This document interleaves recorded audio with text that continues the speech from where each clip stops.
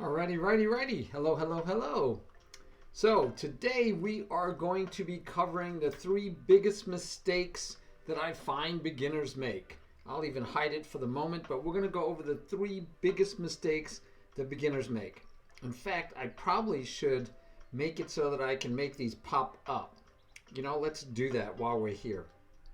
I like improving stuff on the fly with you guys helping me out. Hey, Sly Chess. How you doing, my friend?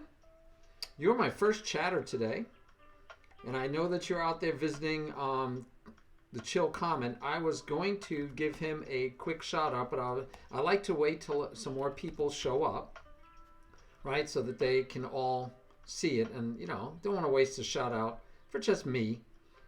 But yeah, my friend, as you see here, Chill Comment is out there streaming again. It's been a while since we've seen him. So I'm going to do a shout out now, but we'll try to remember to do it again later today too. So yeah, he's back to streaming, back to playing chess. I hadn't seen him in months. He's one of the ones that from even our Mayhem tournament that we thought just disappeared. I did a blog post on it recently. Let me see if I can find that for you guys. So I did a blog post on it recently about missing a lot of our past players, and he was one of them. So right here, and as you can see, the Chill Comment right there, he had the nice leprechaun hat on, and it was like one of the ones that just disappeared and stopped streaming, and we hadn't seen him stream anymore. And so I am very happy to see that he's back to streaming, guys. He's back at it. So Mayhem tournament was a once per year thing, right? It was a Mayhem, so it was only in May. We did it a one-time deal. And then this year I talked to Sudakus, who stopped streaming right now, and we were going to do it again, right? He said he'd come out of retirement just for doing another Mayhem tournament. Now we didn't do it yet. I've been really busy. Don't know that I'll be able to make it happen on today. On this month. It's not going to probably happen in May. But hopefully, although it won't happen in May, hopefully we'll be able to spend some time together and do it maybe in June, maybe in July. But we do want to do another tournament. And Sudakus is already working on some awesome, video and background stuff. So hopefully we'll get that done. Okay, that's my goal. So check out my man Chill Comment. I know you're already there, Sly. I'll try to remember to do another shout out later today during my stream. I'll try to get another one in there where we can make sure that we give him some love and some attention. Oh, it was great, Sly. Yeah, I definitely want to do it again. All right, but right now one of the things I thought I could do is create a. Let me see. I want to copy. And then I want to paste duplicate. And then I want to paste duplicate one more time. Okay. And my idea is that I'm going to move these down here. And I'm going to make these so they can pop up and only show the new thing that I want. So it'll be like 3. Or actually, I can call this one 1.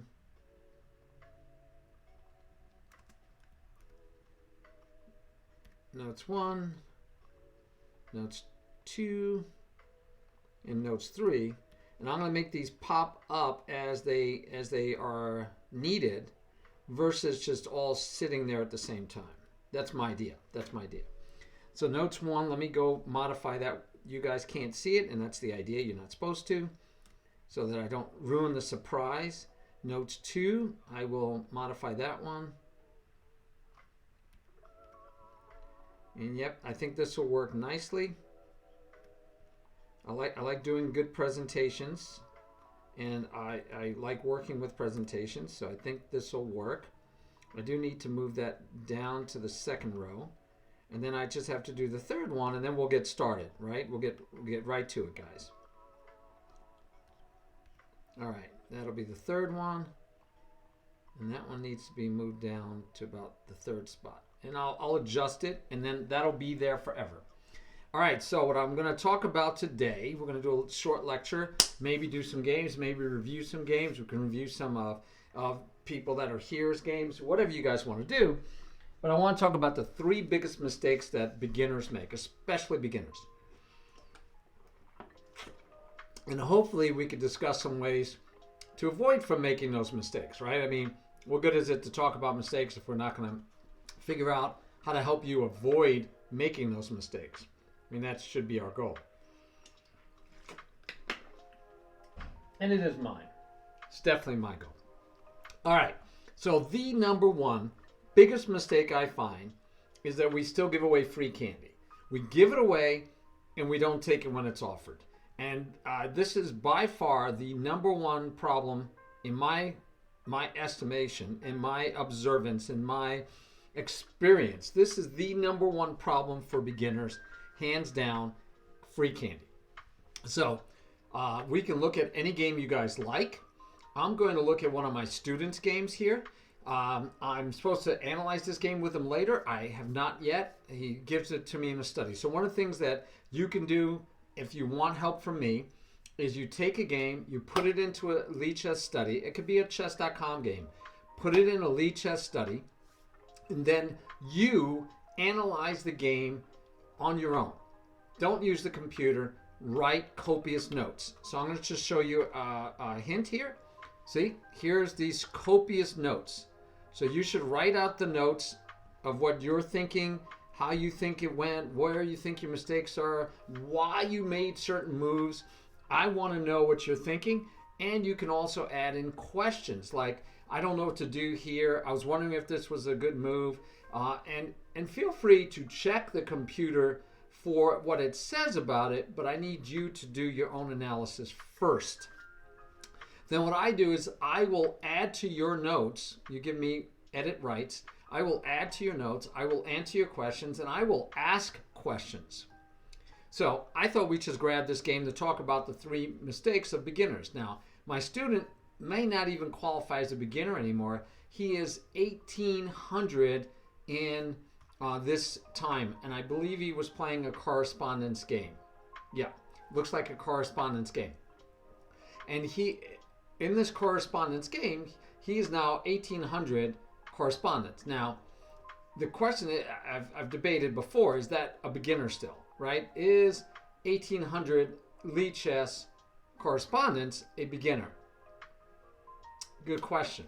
I'd say he's probably intermediate now, beginner/intermediate. I do have other students that are still purely beginners, but I'd say he's beginner/intermediate, at least at this time frame. And you have to look at it based on different time frames, because as it gets faster, beginners, right, do worse usually. So he might be a beginner still upper tier, but still a beginner at even rapid time frame. Classical and correspondence hopefully are the same, so I would think, he's around 1800 in classic. And so is that a beginner? I don't know. We could check and see if he leaves any free candy or if his opponent does. So his opponent in this game is an 1849, higher rated than my student. So let's just see if we do have any free candy. So my student has been working on the London, and Black offers at the moment free candy. This is free candy. Now, Black hopefully realizes he's like willing to give that up and then what? Attack it, get it back. That's fine.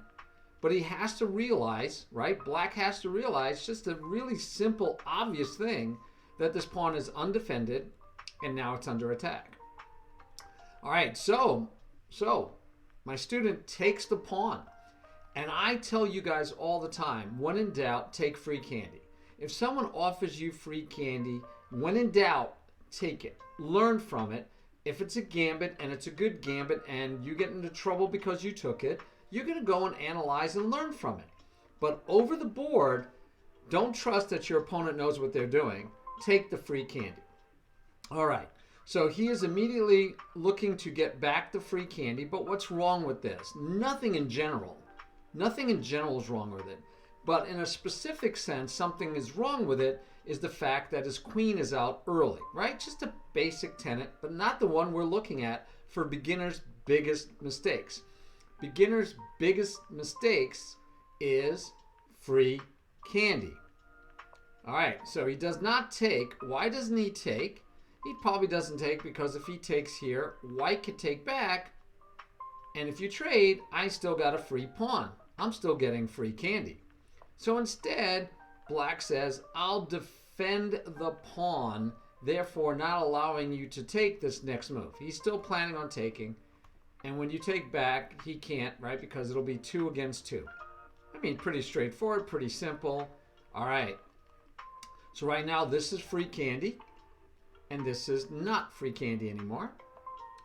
And don't understand the move, to be honest with you. We are allowing ourselves tempos, which, you know, we could just take, right? We would just take that. That would be bad. We would just take. And if the queen takes, then we get to take back, and we'd be up a piece. So that's nice. You're breaking the absolute pin, so the knight can move. But if the queen takes here, you're not going to take here because it's the same as if you were back here at that point. So I don't get this move, guys. I don't get the move. It does free the knight, but it only frees the knight to hit that square, not this square. All right, but let's see what happens. He takes, and white wisely develops. See, I didn't see the benefit of this move. But I guess maybe he didn't want him coming here. That's the only thing I can think of. That if we were back here, and let's say white develops this way, that the black knight could come in and double up on the absolutely pinned pawn, knight. Right? That could be why we did it. Okay. Hey, Metal Eagle, how are you? How are you, my friend? Let me give you a quick shout out. Sly, you're still streaming too. So, see, I like to wait. There's one for Sly Chess. And let's give a shout out to Metal Eagle. And Metal Eagle, I don't know if you know Chill Comet, but he is streaming. He's a nice guy. He's a beginner. I call him a beginner. His goal used to be to get to like 1200 in chess.com. Nice guy. Check him out sometime. I did a shout out already, but here you are. You can even see his stream.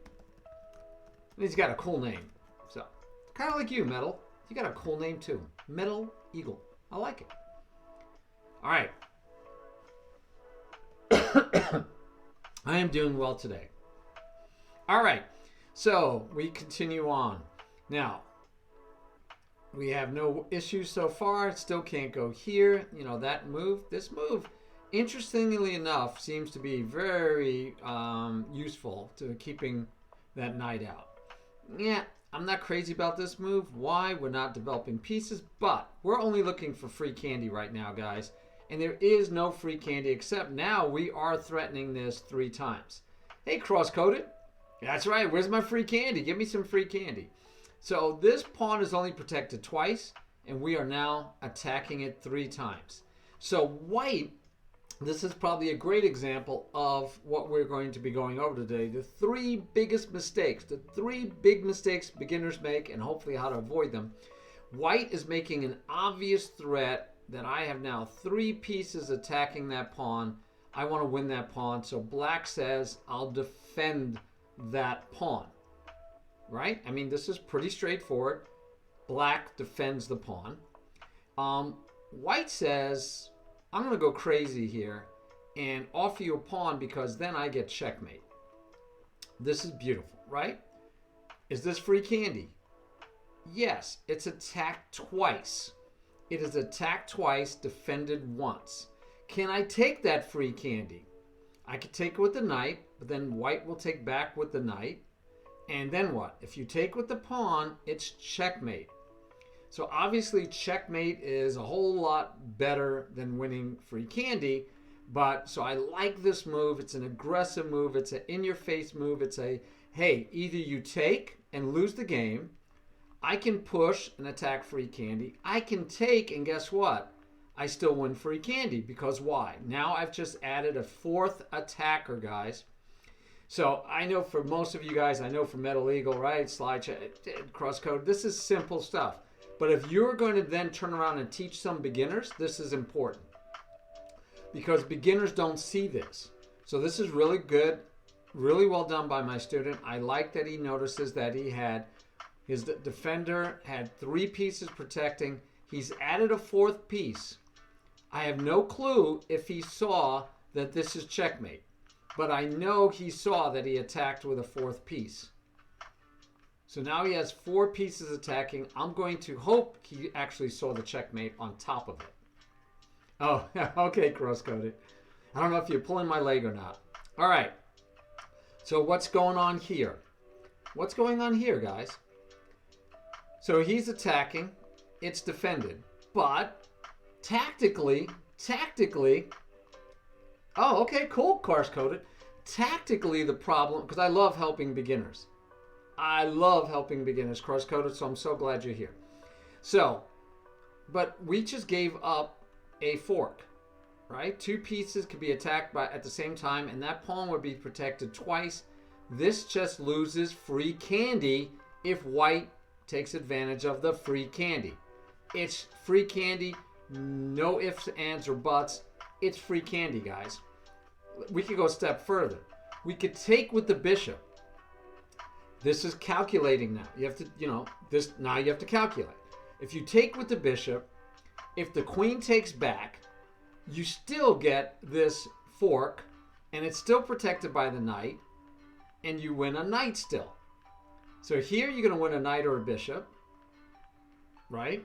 Or you could take and then do it. Now, you might ask a beginner, how do I choose which one? Do I take first or do I push first? Right? You got to think about it. You say, well, if I push first, I feel confident I'm going to win something right away. You don't know that for a fact, but you feel confident you're going to win something right away. If I take, will I lose my chance? And the answer is no, you won't lose your chance. Why won't you lose your chance?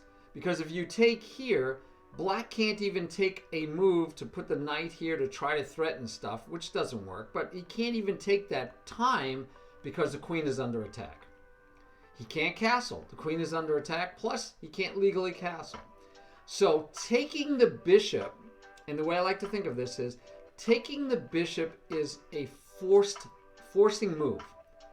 More of a forcing move than pushing the pawn. And why do I say that? If I push the pawn, perhaps the knight comes here attacking my queen. Okay, well, I could take the knight, he could take back, and the pawn is still hanging, so then I could still take, I could take the bishop. But you notice I'm having to calculate down the road. I'm having to calculate all these moves. All right, so if I push here, can he go somewhere else with the knight? Can he, right? Can he push the pawn, right?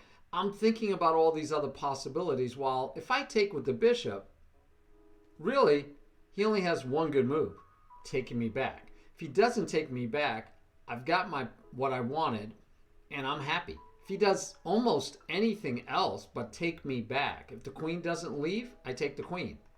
If the queen leaves and doesn't take me back, almost no matter where he goes, I can ignore him and retreat my bishop or protect my bishop.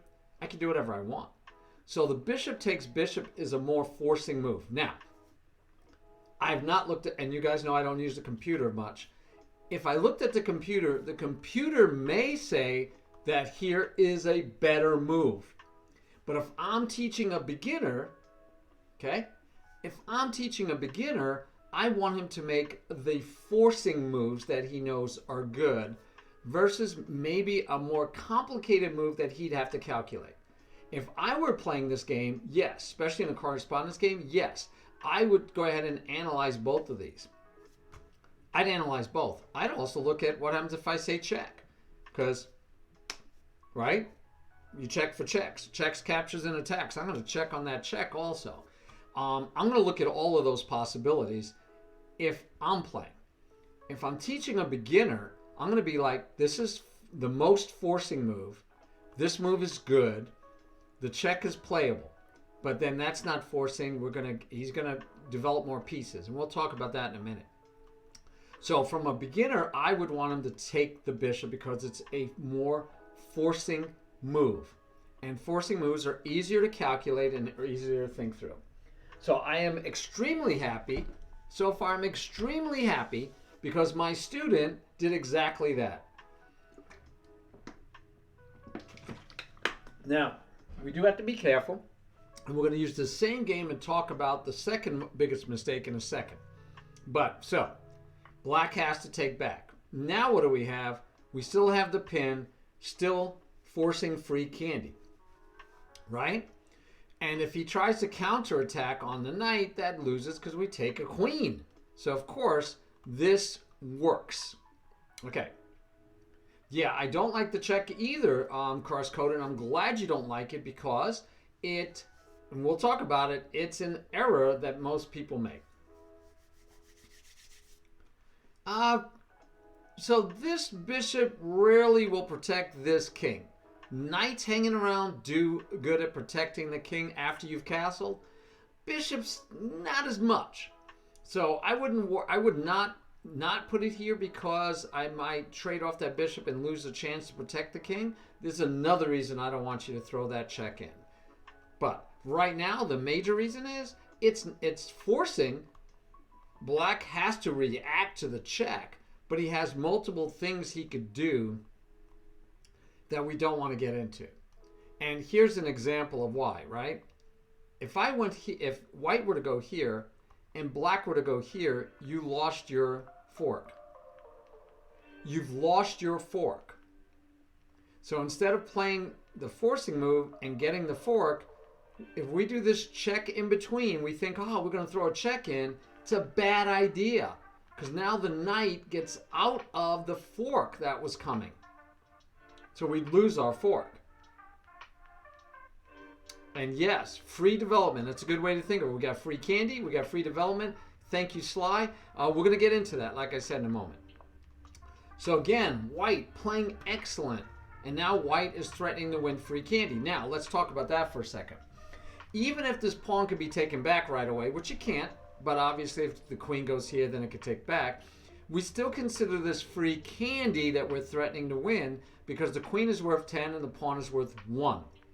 And it's still free candy this way because the knight is worth 3 and the pawn is worth 1. So even if we trade, it's actually it's called winning the exchange. So I'm exchanging 1 for 3. I won, right? I got the better of that deal. I got 3. You only got 1. I'm up 2 points. But we still call that 2 points of free candy. It's just you don't get the whole candy bar. You get 2/3 of the candy bar for free. All right, so it's kind of like here's a candy bar that costs 30 cents, but I'm only going to charge you 10 cents.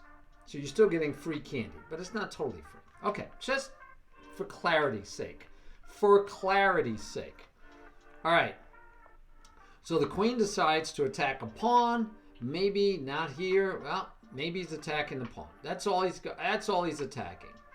We could throw an in-between move and attack the queen. Yeah, but then he still takes the pawn. And what did you get for it?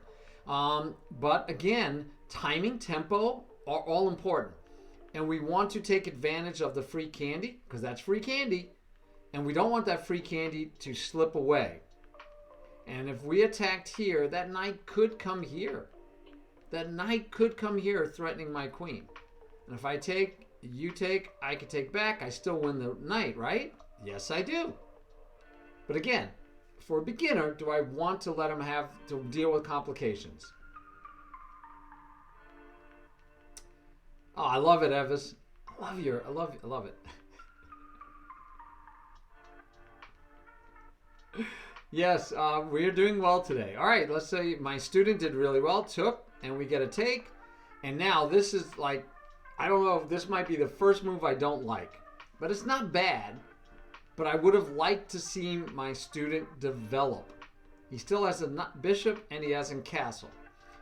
I will tell you already, I will be a spoiler alert. Lack of development is not one of the 3 biggest mistakes. It is a mistake.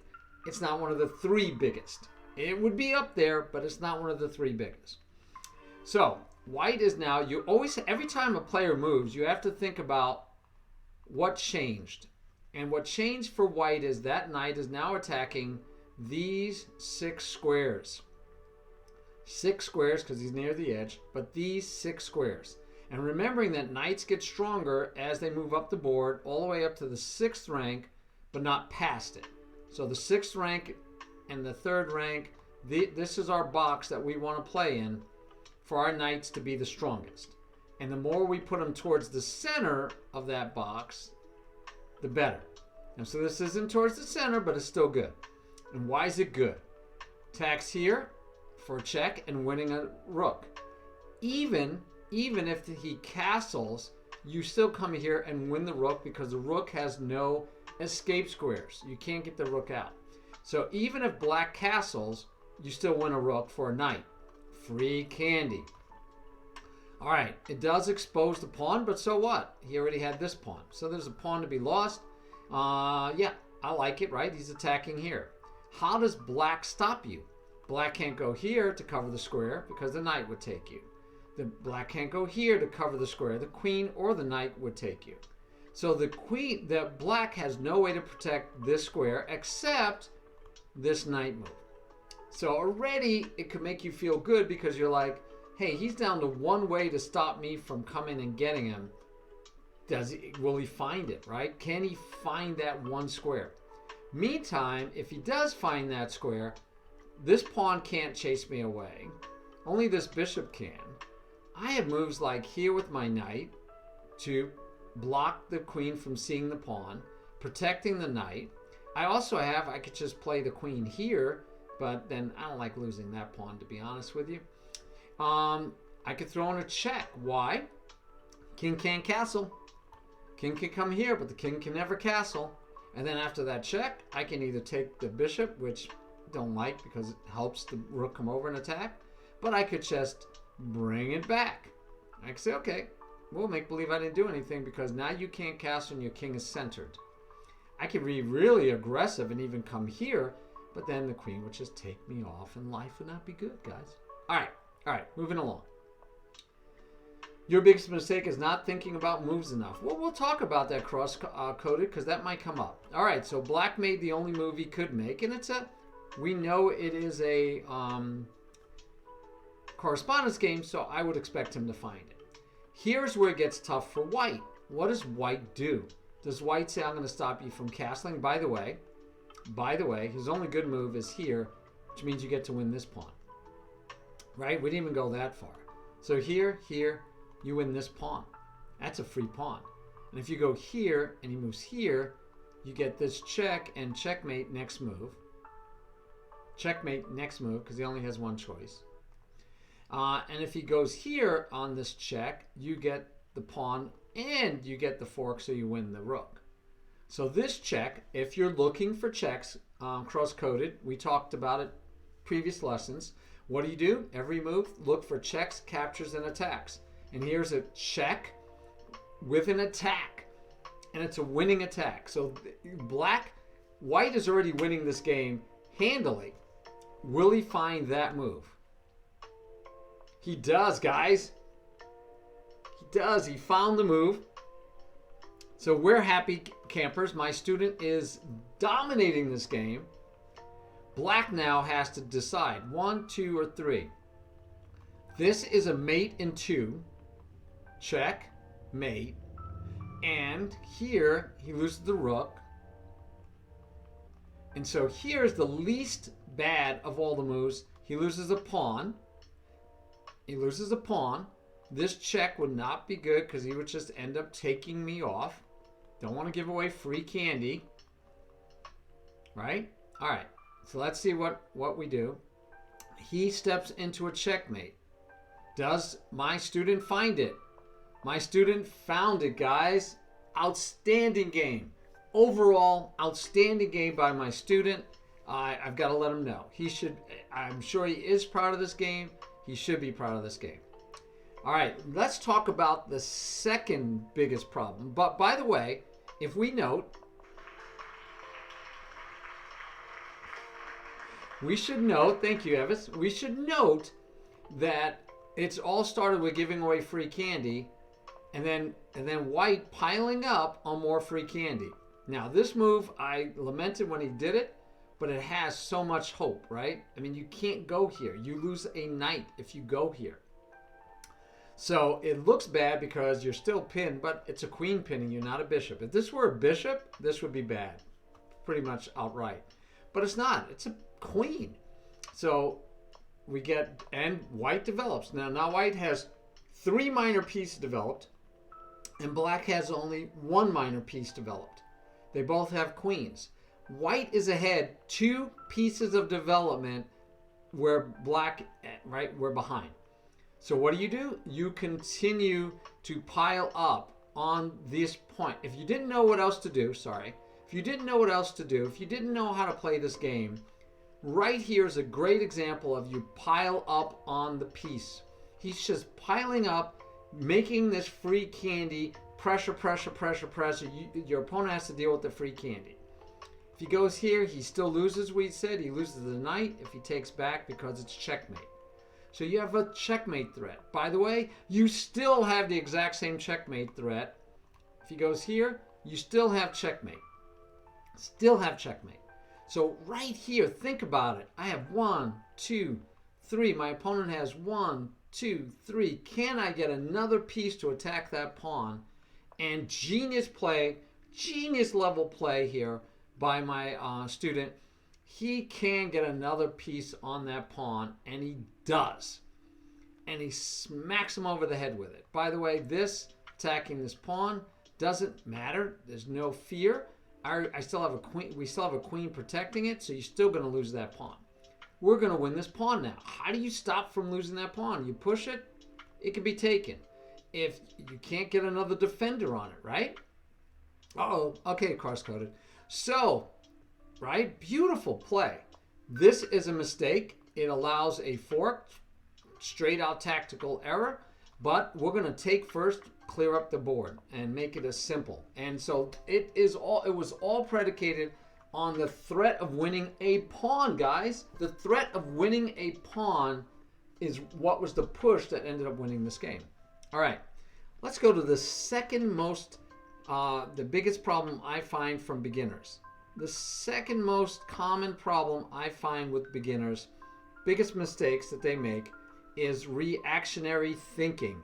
And so I'm really sad that Cross-Coded had to leave because he said he needed help with, he doesn't think enough. Oh, let me see what he said about aim chess. He's going off to take a shower, but what was it? Let me that, when I'm stuck in a puzzle, do I have checkmate? Yes, that's right. Aim chess, I really like it. If you get stuck in a puzzle, you could ask for help. And if you ask for sensei help, it'll tell you to check for checks, check for captures, check for attacks and threats. It's beautiful. I love it. I think it's great. I think aim chess is great for that. Which one still gets you, slide chess? Oh, yes, reactionary thinking. Yes, sorry. Yes, so let's see if we could find reactionary thinking, and it might be his opponent. So, and we're talking about biggest mistakes. Biggest mistake Black made was offering free candy without a plan on how to take. I mean, he had this start, but remember I told you? If we say the 4, if we give you a bonus one, number 4 would be lack of development. So this queen coming out early was lack of development. And if you look at my blog, by the way, I thought I had my blog post up here somewhere. If you go back to my blog, you'll see one of the latest ones I did is the game within the game. And in the game within the game, we talk about 4 games you could play. And one of them is chase the king and chase the queen. And so we see that feasibility right here. This offers an opportunity to play chase the queen. So if you take, can I chase you around? Can I get the bishop here maybe? Can I chase you around? This becomes, the reason why we don't like our queen out early is because white can take advantage of that by chasing you around. But right now we're talking about reactionary thinking. So this could have been reactionary thinking, but I think it's good. So reactionary thinking in itself is not bad, guys. You attack, I take, right? That's reactionary thinking. It's not a bad thing in and of itself. It's only bad if you then don't think anything else. If you stop thinking and you react and you don't think, that's really where reactionary thinking is bad, is when you're not thinking. All right. So, Black does not overreact. He doesn't just take. He says, whoa, I'm going to lose another pawn. So Black says, nope, I'm going to defend. But let's see if we can find reactionary thinking. We are guessing, by the way, because we don't know for a fact. I really like this move. Like I said, it has some nuance to it. I think black should have just kept developing his pieces. Black should have developed his pieces, guys. But he takes first. No need to take first, by the way. This pawn push would still lose a pawn. So the knight taking, you could take here, would take back, and then you take. So that doesn't work. Queen can't take. So, right, there's no reason to take this pawn yet. There's no reason to take this pawn yet. We can wait. We can develop the knight. We can even try to get the bishop into the game. You could fianchetto it, but we saw that didn't work out too well because it's too slow. But anyway, reactionary thinking. So, no reactionary thinking here. White is not playing reactionary at all. Not playing reactionary at all. This is the first time we see something that feels reactionary. It's like, I'm going to lose a pawn, I have to react. And he does. He's going to lose a pawn, so he needs to react, so he does. But it's only a pawn. So, he could just keep developing. And then if white wins the pawn, you could do all this trading off. The rook would sit here, but then you have this pawn. And then maybe you don't care about castling. Options. You could just develop. And then after all the dust settles, the knight's sitting here. You don't have this free pawn, right? But you're losing a pawn. And this is a normal move. It feels okay, but then we get worse. Beautiful move, right? Piling up. Beautiful move. There is no real way to protect it, but this doesn't work. And this definitely feels reactionary because he fianchettoed, which makes you think the bishop was coming this way, which was very slow. And that was probably one of your biggest mistakes, his biggest mistakes. But this is reactionary. It's like, I don't know what to do, so I'm gonna do this. I'm gonna block the queen. I'm gonna make it so I can castle. Very reactionary. Didn't think it through. Didn't even notice that he has he could have just forked right away. Could have forked right away. But if black thought about this more and said, let's flip the board for simplicity. If black thought about this and said, if I go here, he takes, I take back, he's got a fork. Right? The same pawn that was just pushed, and he goes here. He's still offering a fork. I mean, this should be obvious, guys, because he just moved it. All he's thinking, though, is he's threatening to take. He reacts, ignoring the fact the pawn can push, ignoring the fact that white might do anything else than take. He is only thinking about him taking. So, error on the third baseman, we might say. That's definitely an error move that we will say is a reactionary move. All right. Now, I have no clue how much he thought about not taking back because he's going to lose a piece one way or the other. I have no clue how much he thought about that or about this move. We have no idea. But this is where you have to react. The queen was under attack, so we understand that. And now here, though, this is critical, right? I mean, looks like the only way, but is it the only way? I can move my knight. My king. I can move my king over here. That keeps him from coming in. Is that good enough? Is this the best way to defend? We'll never know because white did a reactive move, which, again, he might have thought through. He might have thought through. But here, we know he did not think through. Because here it's mate. Here it's mate. Here it's lose a rook. And here is the best chance he has to survive. Best chance he has to survive. Is it a good chance? No, he's in trouble. But it's the best chance he has. Right? And so we know he reacted at this point. And it could be because he's thinking I'm losing. This game is over. I'm losing, and he kind of tilts. Don't know. But reactionary thinking is our second biggest problem at the beginner level, where we stop thinking of alternative options. We stop thinking of alternative options, and we only focus on reacting to the last move. So we might have some brilliant plan. Our plan is to win back this pawn with tempo, blah, blah, blah. We're going to develop our pieces. We're going to get the bishop. That might be our plan. So like this would be better. This would have been better. But we react immediately. And we throw in a check because we can. And do we throw in anything else? No. We develop a piece and we are not developing our pieces. And this move, totally lost on that move. Because I could have done this and then got the bishop out in time. I probably could do it before this ever got into the game, and I'm good, right? If I could get this in before this, then yeah, I can force a trade of bishops and right? But right now, we're equal, just a pawn each. What's the difference in this game? White has 3 pieces developed. Black only has 1, minor pieces. And we still don't have this piece developed. Why? Because it's taking 2 moves to do it, and now we have this pawn to worry about, and we never get to develop that bishop where we thought we would.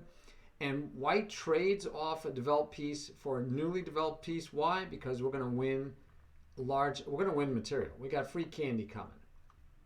So reactionary chess, bad chess. We don't want to do reactionary chess, right? We don't want to do reactionary thinking. And it happened way back here. I mean, even here, to me, this could be reactionary, because he's like, I got to check and I can win the pawn. But he should be thinking I can win that pawn later. I can do the knight, stops this pawn from protecting that pawn, and I still have this if I need it. I still have this if I need it. But he doesn't, and this is where, by the way, I will give a kudo to knowing an opening. If you were to look up this opening and find out how to play this opening, which this is legit, right? If we go to the Opening Explorer, let's see if I can find it in here. Where's my opening? Okay, if I go to the Opening Explorer at this point, we're going to back up. All right.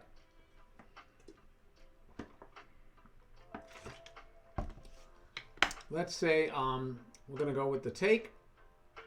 The most common move in the Opening Explorer is knight to c6. Knight to c6. Next most common, e6. Third most common, queen to a5. What's the difference in the ratios? The number 1 move, almost 4,000, well, 3,900 times. 3,900. 1/3 of the time, 1,300, we get the pawn push. 1/3 of the time. Now, from that 1/3, go almost 1/3 again for this move. The least played move. The least played move out of the top 3. Out of the top 3. So now we're down to very few games. White played the most common move. And black did not play the most common move. The most common move is queen takes. Queen takes. e6, knight to f6 is the 3rd most common move again. And then look, not the most common move by far. e3 is the most common move. Queen to d4, which kind of does what he did with the queen here, right? Saying you can't come in here, buddy. But it doesn't actually stop him from coming in there. I like, and I would be curious, because you know what? Queen to d2. I don't even see a queen to d2, guys. I don't even see a queen to d2. We have queen to d4, bishop to e3, which I don't like. Murphing this pawn, I do not like it. Only 9 people did that. a3, not crazy about. Knight to f3, I think is a good move. 6 people did that. Bishop takes b8. Okay. Why am I giving up my developed bishop for an undeveloped piece? Bishop to e5. Why am I moving a piece twice in the opening? Bishop to d2. Why am I moving a piece twice in the opening? And then queen to d2 has only been played 3 times. Queen to d2 in this situation has only been played 3 times. And black won in Lichess, black won every game except for the one we know our student won. So it's like his game isn't in the database yet. And so how did the game go? Queen takes c5. And then we've seen castle queenside. Why? Because that gets the rook attacking that free candy again in one move, and he's castled. So he gets to castle and add danger to this pawn. What's the other choices? Well, our player played knight to f3. 6 times have been played. Now, we get transpositions because we only had 3 before, right? We only had 3 games at this point. But now we see that we have 35 games for transposition out of this position once he took the pawn. All right. And in here, white has won many times. White has won many times. And knight to f, by the way, castling, he wins 60% of the times. Castling queenside, white wins 60% of the time.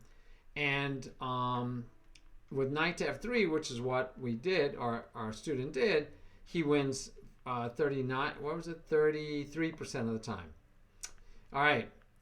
Now, I said his opponent should play here, and that's what the opening database says is the most common. Bishop to f5 is another common move. E6 is a common move.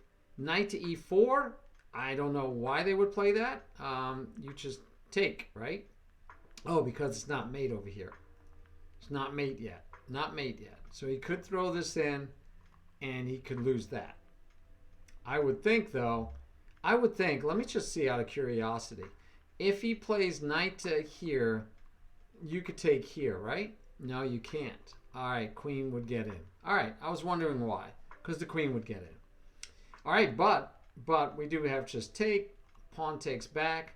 And your knight would have to move, which you do have nice squares. You don't have to move. You could actually attack the queen. You have options. You can even just say, I'm going to go here and threaten checkmate. And make him react to that first. But anyway. Anyway. We get back to this move, which, by the way, has only been played once. And black won. But here's the key.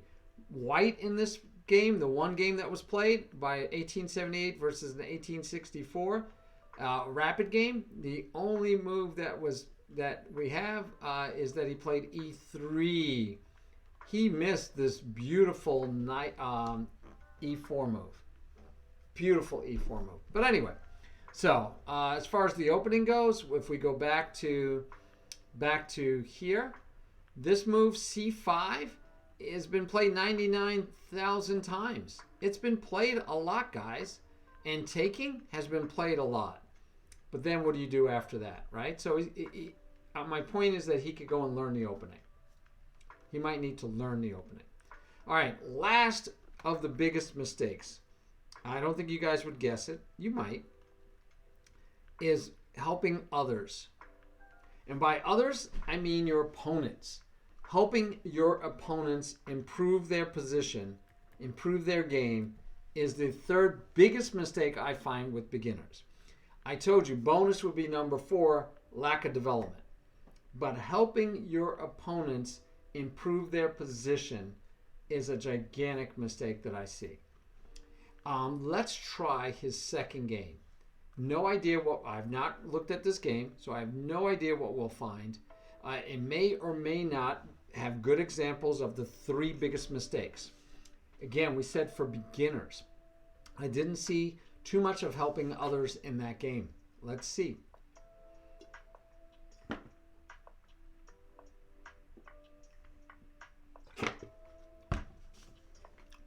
By the way, I'd even go right here and say this move helps black.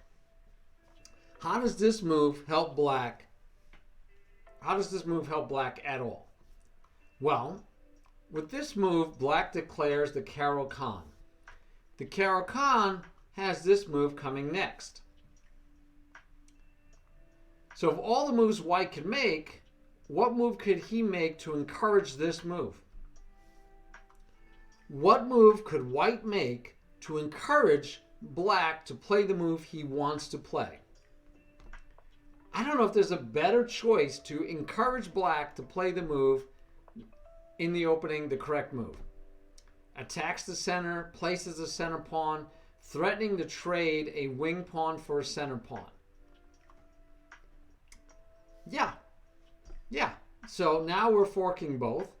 Either the bishop moves and we trade off, or I might stay even. But the point is, I not only do I get to play the move I want to make, but white entices it. Says, I'm going to put a piece out here to get you to do it. Now, if white had moved here, what would be the problem? The problem with this move, it's a check, right? We're supposed to look for checks. So let's flip the board. We're supposed to look for checks. And white might say, rightly, here's a check. I'm going to move the piece twice, but I'm going to move the piece twice anyway because I have to move it. So what's wrong with the check? What's wrong with the check is black's most natural move is to put the knight here, which means developing his knight would be the most natural move. And what would we be doing? We'd be enticing black to develop his knight. So we will have moved the bishop twice to entice a center pawn location and then to develop a piece. He might do the bishop. He's got it. He legally has to do one of the... He could do the queen.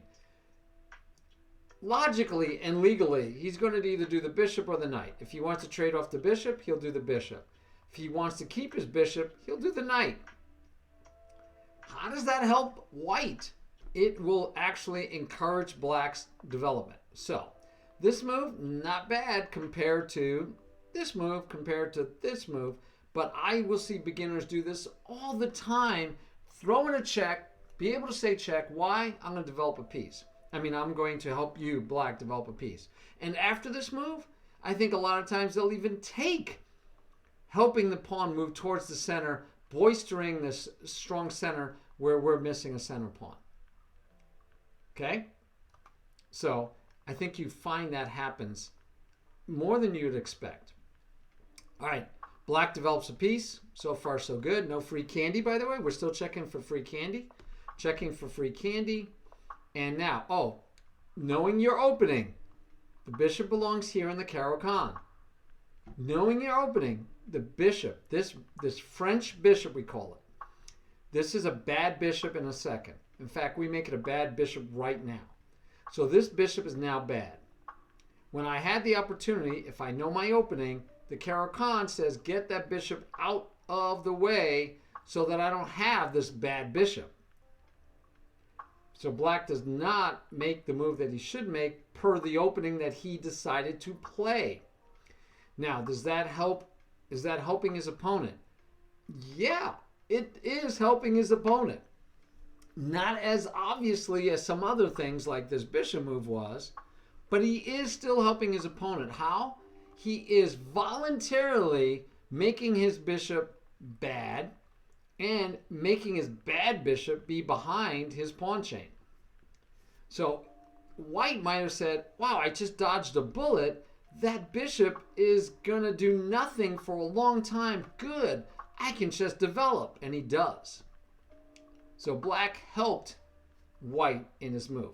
Now, you might say, well, now I got a nice bishop. Am I enticing this knight here?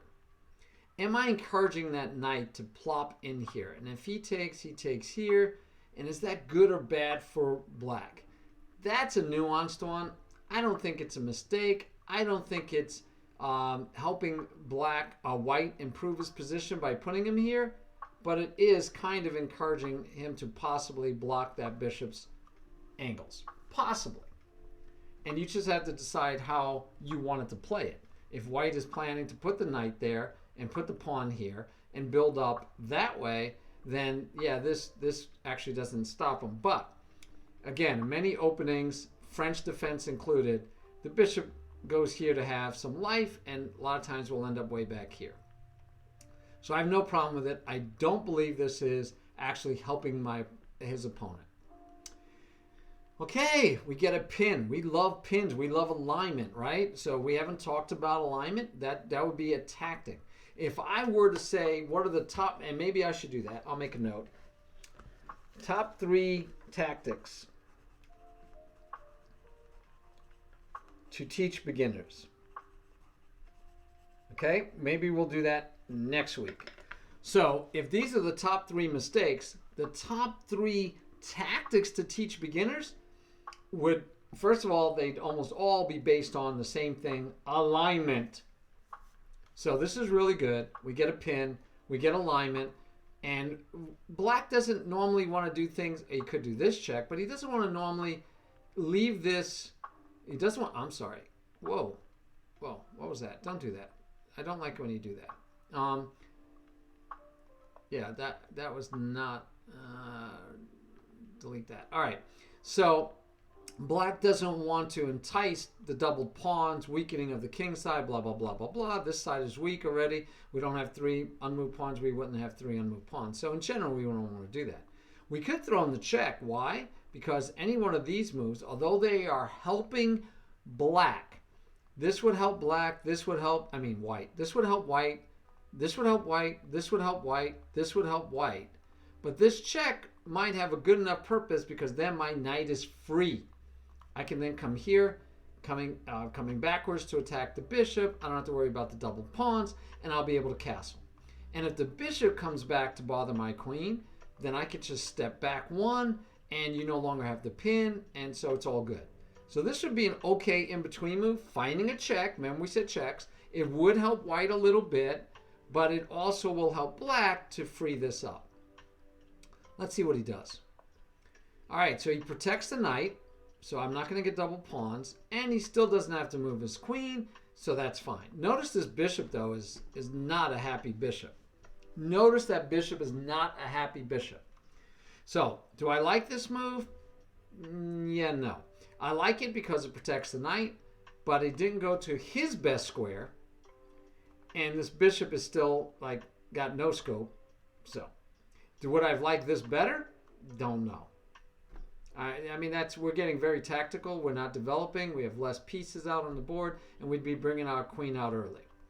So there's negatives to that for sure. So in a lot of positions, you have positives and negatives. All right. He pins the knight. Totally logical.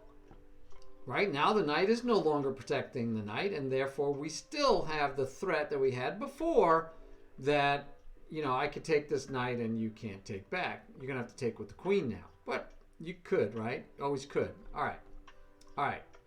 So, again, we could go here and then go here. And again, I like this because then if the knight blocks, then we can put a second piece on the pinned knight. That's a nicety. And at the same time, attacking the bishop. And if he takes here, you don't care. You just take back with the bishop. No, this is not. And I also don't think it's, is the whole stream a rerun? That would be funny. No, this is not a rerun. But the game might have been. So we do get a castle. Again, I think interesting, and I want him to analyze this. And by the way, he did. He had it in here that at this point, he was like, okay, what do I do now, I guess? He stopped at this point. He was done. But he has here that he's not thinking about. He also could then castle, and if he takes, he takes. And if he takes here, then I could take back this way. So he still could castle, but he could also throw this in attacking. Didn't look at those. Okay, but something for us to work with him later. So we get castle, and now the queen is attacking a undefended pawn, which is what? We're threatening to take free candy. We're back to it again. We're looking at free candy possibilities, guys. Threat of free candy. What will happen with the threat of free candy? He blocks the free candy. By the way, the bishop now has moved 1, 2, 3, 4 times. That bishop has moved 4 times, guys. Not good. We don't want to keep moving our pieces multiple times. But black can't even take as big an advantage of it. Why? Because look at his bishop. He only has 1 piece left to develop, and the knight can develop in 1 move. Black has got to move the queen out of the way so he can develop the bishop. He has to move the knight out of the way so he can develop the bishop. So right now, from a developmental standpoint, white is kicking it. Compare. Not kicking it overly great, but he's kicking it. So we do get the move, right? And he's going to be able to transfer this knight over here next, and then finally get his bishop developed. think about the machinations he's going through, but at least he's getting the piece developed. Bishop came back here. I would have thought this would have been fine. Why do I think that's fine? Because then after this, the bishop can go here. Even if you want to trade it off, you're okay. But hey, I like the alignment. By the way, black also, let's back up. It's a bonus discussion. Besides hitting this pawn, we like the alignment. We like alignment. Even if you don't see how that alignment is going to make a difference right away, it's good things to know. It's good things to have in your back pocket. That alignment can come in handy. I wouldn't have liked this to protect the pawn, by the way, because then the bishop is stuck on the edge. The bishop would be stuck on the edge. Not that black has a way to attack it right away, but why? Why would you do that? But I don't like also that the bishop has moved 4 times now. 4 times. All right.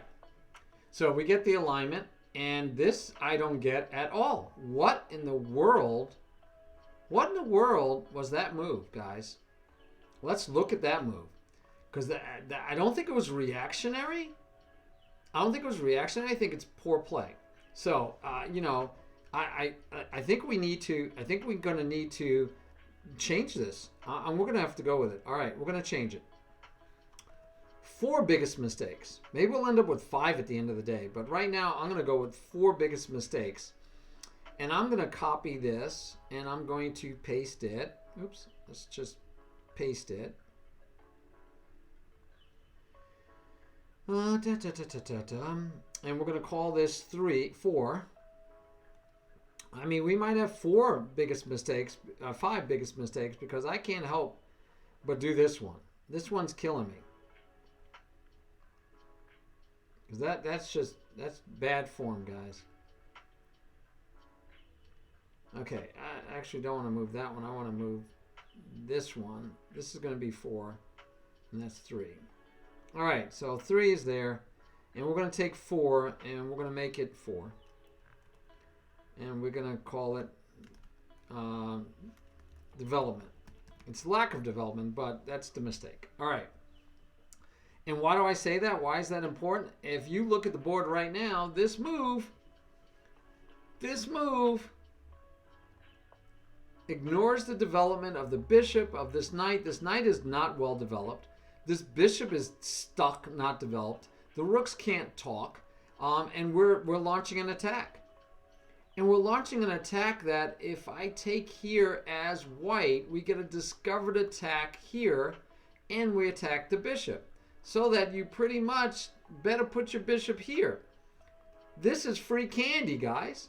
Free candy. It is under attack. It is not protected. It is under attack. It is not protected. White could just take the pawn. Just take the pawn. If black takes here, white takes here, threatening the queen. And then we have both bishops raking this way. I'm confused how white doesn't win this game. Black does win this game. But right now, I'm seeing this is not finishing development and giving away free candy. This one is not free. It's protected twice, attacked twice. So this is not free, but this is free. And you could take this one for free, because if you take back with the knight or the bishop, you're going to lose your queen. You can even take with the knight. You could take this with the knight. And if he takes with the bishop or the knight, you still take, and you still get that. I just don't like this move. Takes with the pawn. Forced move, pretty much. Now, can't take here. Because if he takes, the queen takes back, right? Okay.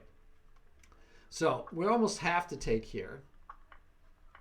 And we still have a free pawn because everything got cleared out of the way.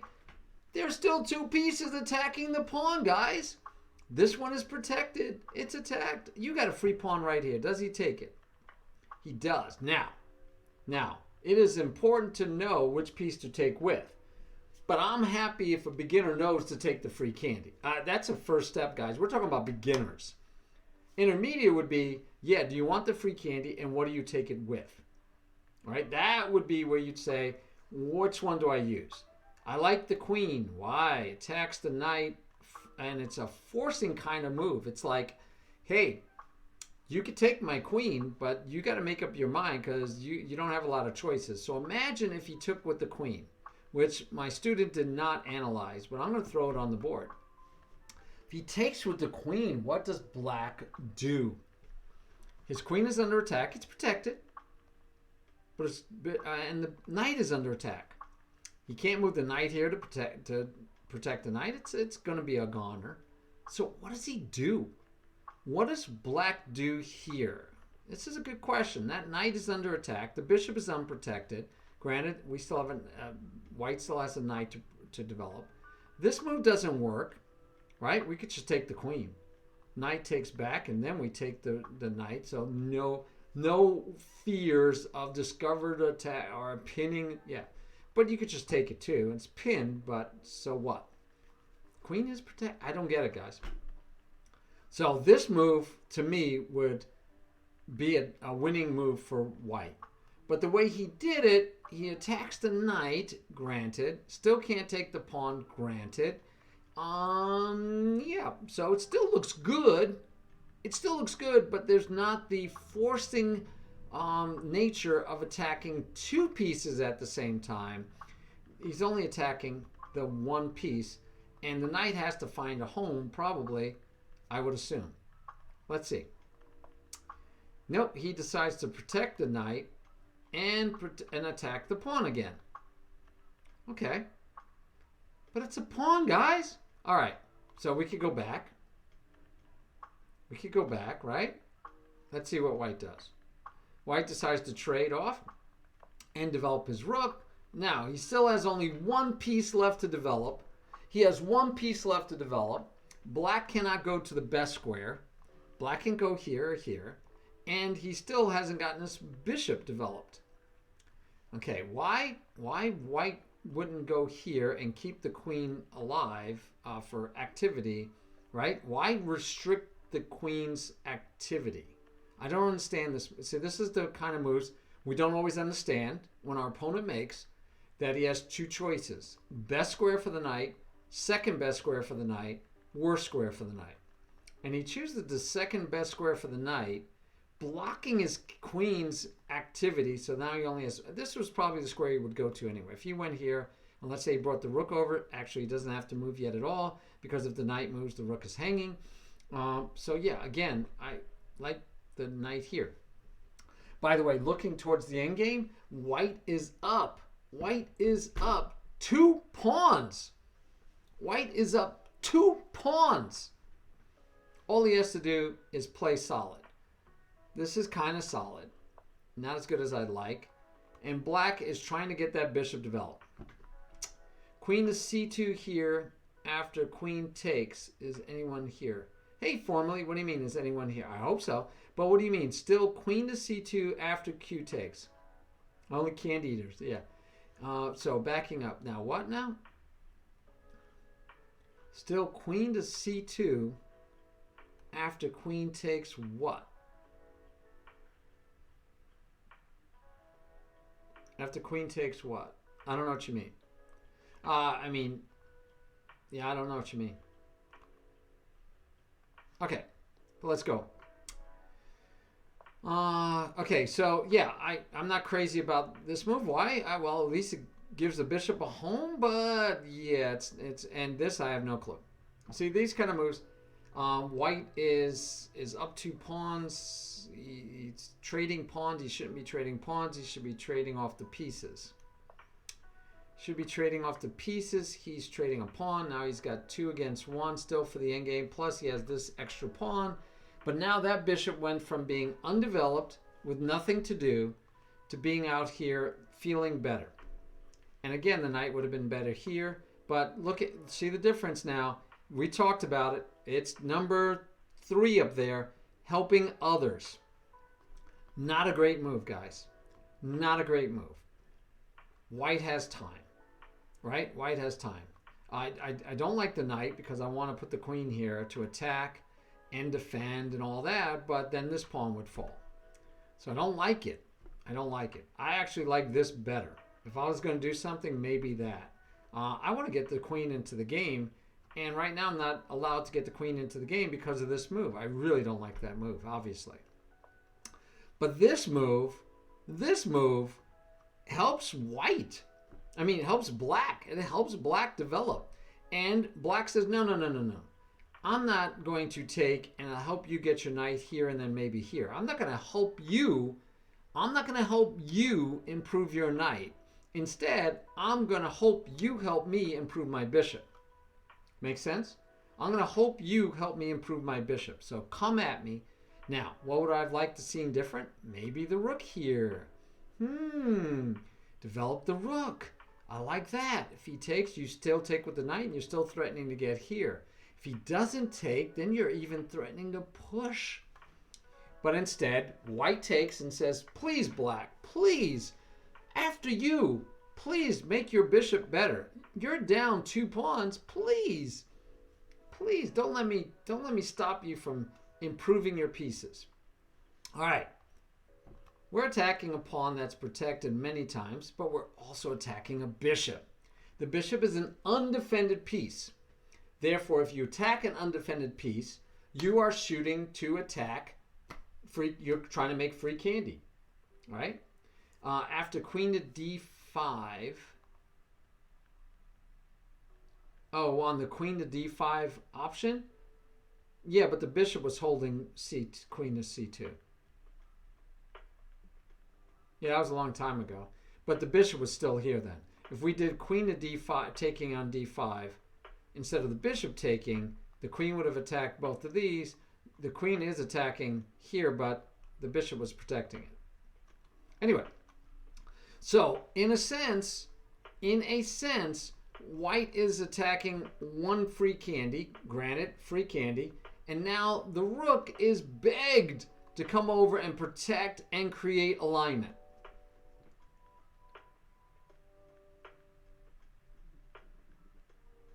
Oh, okay. Yeah, I don't think that worked, but let's go check it out. Like I said, I'm happy to find out when I'm wrong, guys. I'm wrong enough times in my life that I'm happy.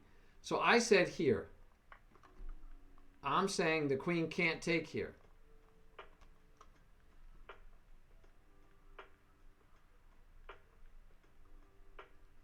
So I did not consider... Right, I did not consider queen to c2. You are correct, because I thought the bishop would just take it off. Okay. So, back here. So, what's the problem with this move? Not a lot. The queen gets developed.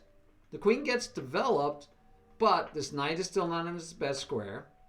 And black really does not... His pieces are poorly coordinated.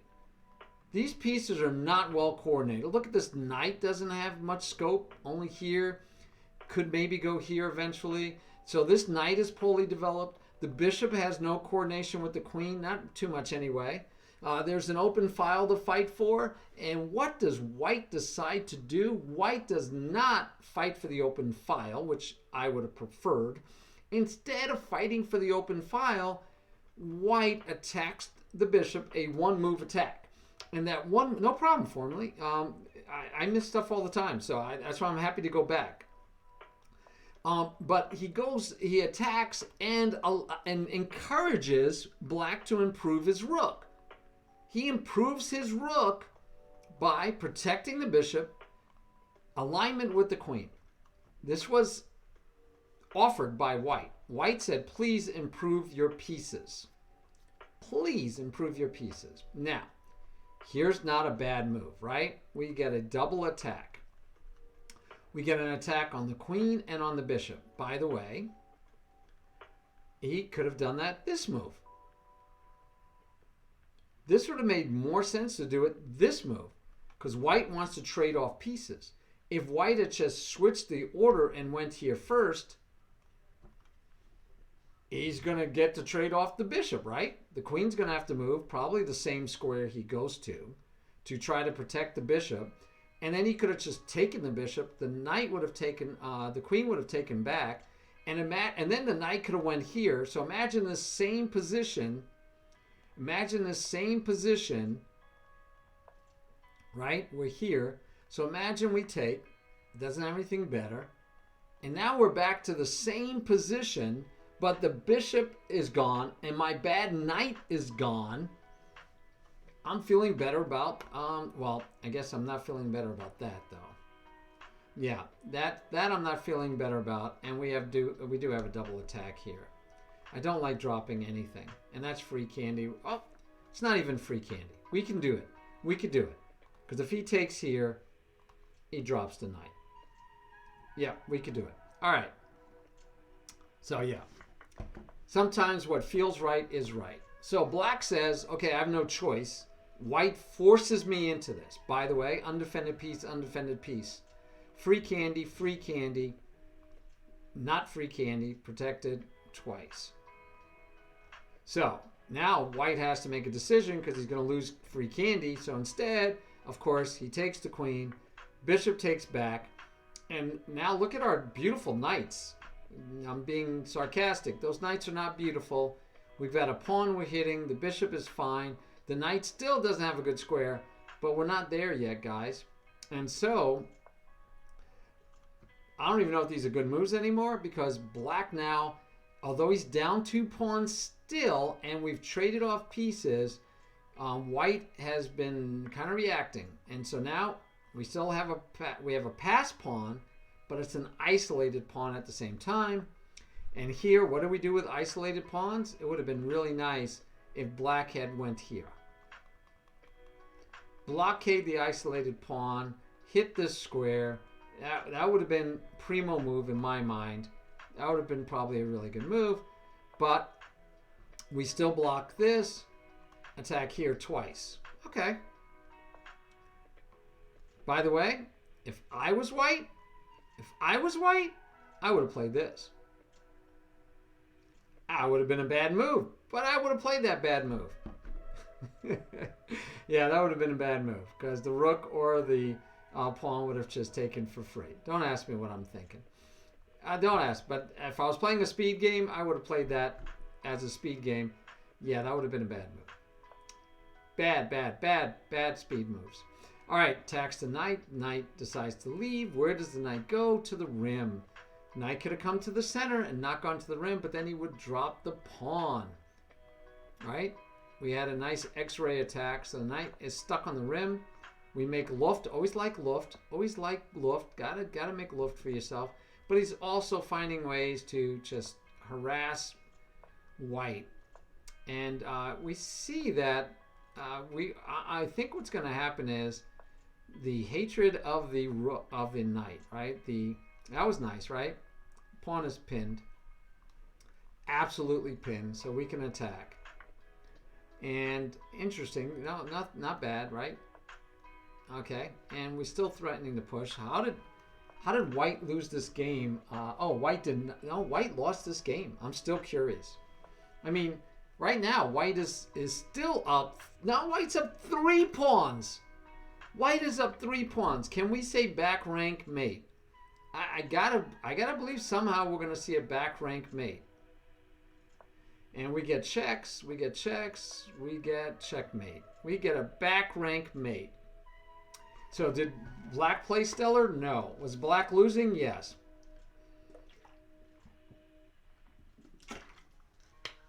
If you want to. It's a strange question, cross-coded. Well, you could, yeah, you can. I know that some people say that if you turn off the volume all the way, that you lose. Can I watch this without audio? What does that badge mean? Watching without audio. It means you are watching without audio. That is so cool. Now, I can tell you why they do that, cross-coded. They do that on your badge so that I, as a streamer, see that. So that I could tell you, hey, could you not silence the stream, but instead on your computer, turn off the speaker. And the reason they tell you that, oh, can you? Okay, so the reason they tell you that is because if you turn the volume all the way down so it shows that you're not listening, that I don't get credit for a viewer. They don't count you as a viewer if you're not listening. I don't care though. So don't worry about it. But I'm just explaining. That's why, as far as I understand, they would show that badge so that I could go, hey, cross-coded, would you mind turning off your speaker instead and leaving the volume turned on, even though you'll not hear it that way? Because that way I could still get credit for somebody viewing. I don't care. So I don't know what you mean by selected in all the channels. So you can select it in all the... What does that mean?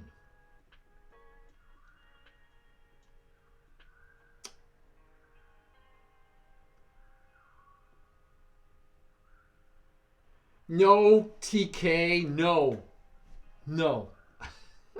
Mouse slip. Yes, finger slip.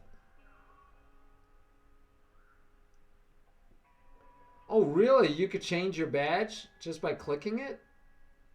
Oh, look at you. So you could change you get the ability to change your badge amongst, not everything, but you get a few. Nice. Nice. To have a bagel, you have to be a... Oh, really? Formally? Oh, wait. You mean in chess. You don't mean like you actually have an adopted child. You mean that you adopted somebody. So yeah, now you need... Oh, very nice, cross-coded. So formally, you need to start calling him daddy. Let me give TK a shout out, please.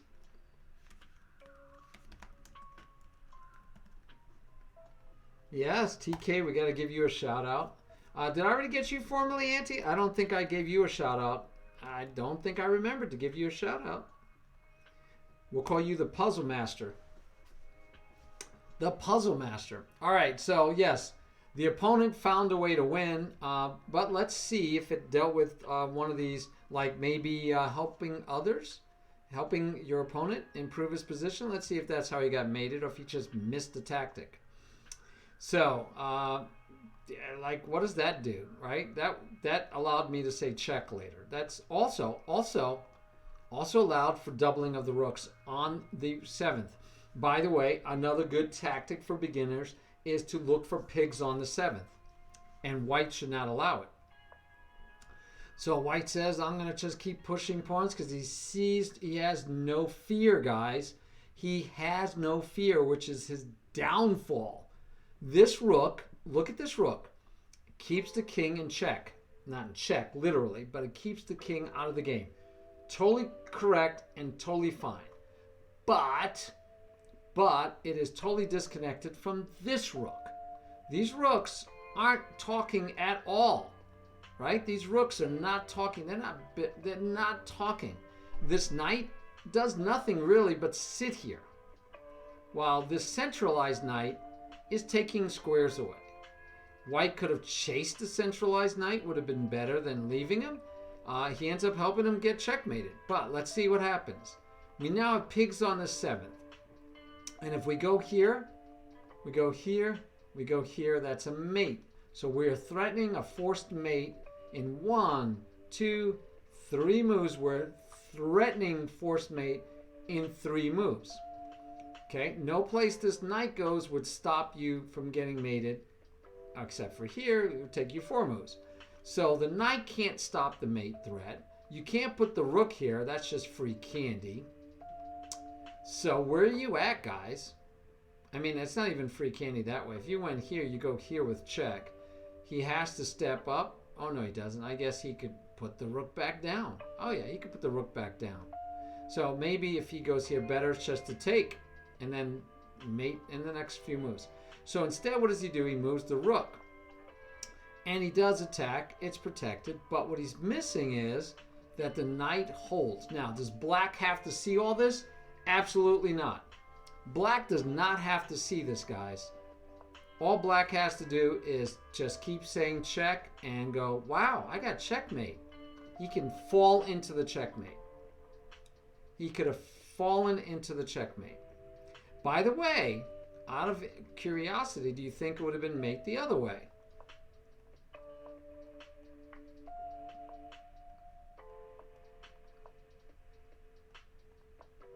Yeah, no. Is it mate the other way? Yes. Checkmate here. So it's still mate. Wow. Okay. So, what is the problem? Once we get the pigs on the 7th, I don't see any way for him to stop mate. Once he gets pigs on the 7th, he has no way to stop mate. Right? Hey, chess wizard. So he could throw in a check. He could pop up. You could check him again. He can go away, and he's still got a forced mate coming. So I think the problem is, right, by hindsight, this move, he's not putting enough merit on his opponent's attack. He didn't help his opponent. He didn't miss free candy. He didn't do reactionary thinking, and he didn't help his opponent improve, but he just ignored that his opponent had a powerful attack.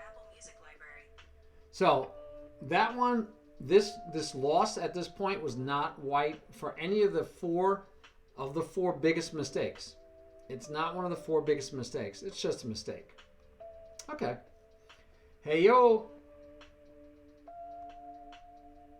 All right, what do we got here? Trying to figure out some openings, but when I'm done, someone is going to get wrecked. Yeah, he has to call you daddy. Make sure that you invite him to the stream a lot and then refer to him as daddy. Refer to him as son or daughter, but son you said, right? It was a son. And make sure he calls you daddy.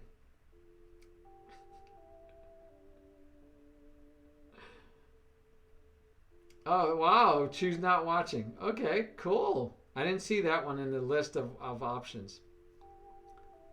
So, TK, do you know who it was?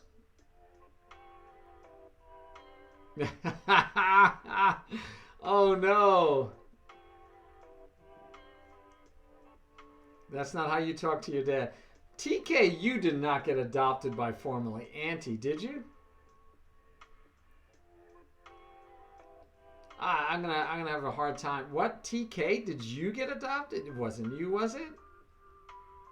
I like it. You said he's not gonna do that. You didn't say I'm not gonna do that. But for TK, you adopted someone also? Okay. Well, send him over formally. And he's a streamer? Send him over. We can even do a collab if you like. Wow, that's bad.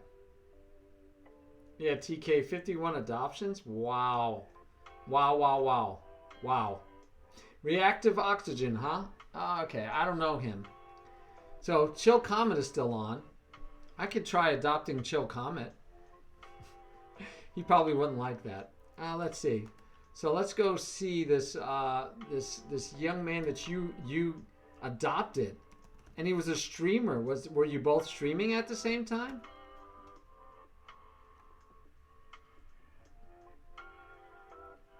Yeah, that's okay. He could be older than you, literally, but you know, still he's got it. You've adopted him. You could adopt people older than you. It's allowed. I believe it's allowed. I don't think there's any rule against how old somebody has to be adopted. I don't know. You say he's a streamer, but I don't see anything out here that makes me... Oh, yeah, I guess he is a streamer. Let's see if he has a schedule. Blank schedule. Does he have any videos loaded? No videos loaded. And he has more followers than me, so I'm confused. He has more followers than me. He has no VODs. He has no schedule. He does have an about page.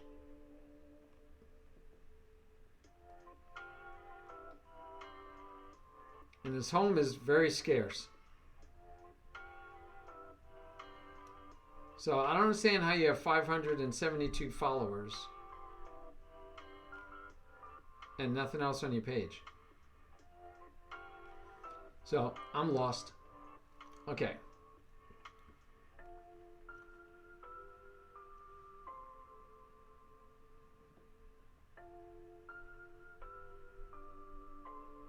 Nah. I didn't check clips. That would be very flexible. Very flexible. All right, guys, it is 2:30. I think that was a really good Sunday lesson. We're looking at next Sunday. If I don't have a one-on-one, I'm going to do the top 3 tactics to teach to beginners. The top 3 tactics. We did the top 3 mistakes, and our top 3 mistakes became top 4 mistakes because development was a big one. All right? Lacking development in the opening. All right, tactics, yeah, next week. You know me formally, I love helping. I love helping. You can review a book. You have 600 followers? You mean followers, but probably nothing on my page. Wait. Where'd it go? Nothing on my page because I got them mostly when TS was running here. What is that? When TS was running here? I don't know what that means. TS. Who is TS? Hey, you're welcome, Evis. Thank you for stopping by. I'm going to go play some tennis, and then I'm going to play some D&D with my family. So I'm going to play tennis first, come back home, maybe take a shower, play some D&D with my family.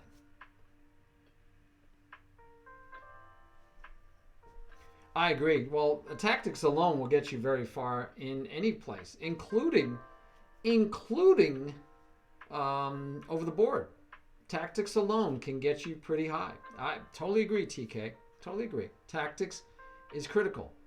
I want to teach good principles though and concepts so that you can, once you get your tactics, you can even go higher and further and faster. Anyway, let's raid our man Chill Comment, who is still streaming. He does long streams. I don't do as long of a stream. Let's see. Is he streaming? I can't tell if he's frozen or streaming because he's not moving. So, he's no longer streaming. He is done streaming, but it's just showing that frozen screen, which probably means that he didn't raid anybody. I think you always should raid people. That's just me. I think you should always raid when you finish the stream. I don't know if I'm a really big D&D fan, Chess Wizard, but here's the thing about D&D. D&D can last. The adventure I'm doing right now with my son, my daughter-in-law, and some really good friends, and we're doing it via Zoom, long distance, because we hadn't been together, and they live out in Washington. I get to play D&D with them, and it's this campaign. We meet once a week for roughly 3 hours. Once a week for 3 hours. Oh, my daughter was playing with us too. Once a week for 3 hours. And I think we're on year 2 now. Same story, same adventure you might call it, because it's a world, right? You build the world and you play in it. So I've been playing once a week. We miss once in a while for like Mother's Day and things like that. But once a week, we've been playing, and I think it's going on 2 years, easy. I think it's going on 2 years. We started in COVID. But yeah, so, yeah, I don't know if I'm a really big D&D fan. I'm a big fan of the game I'm playing right now with them. It's role play. It's a chance for you to use your imagination. We played still mostly on paper and pencil. Do you do any online stuff? What do you mean? So like I use D&D Beyond. If we're talking about tools, I use D&D Beyond to play D&D. I do it on paper too. You roll your dice yourself, but you can use their tools. D&D Beyond is cool, or do you mean something else? So I play chess. By the way, I will share with you guys. Hopefully. Personalized lesson plan. Yes. I already finished.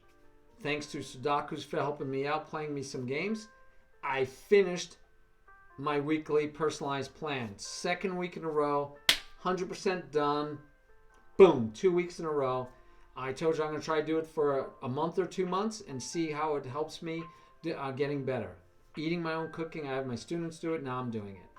Next week is our last in-person real-life chess class for my students, not the one I do online. By the way, we're moving that to Thursdays, and we'll probably take a break for the summer. But I'm at my last class next week for that. So a lot of things are coming to where I get to take off the summer, but I'll still be streaming with you guys. Oh, I don't know. I don't know. I don't have time.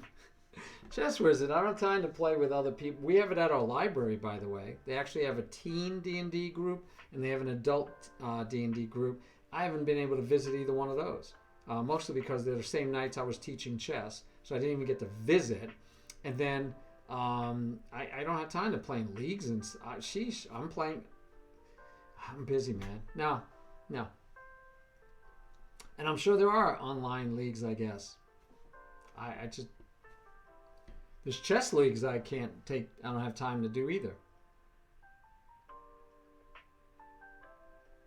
So what is Ats on finishing the weekly plan?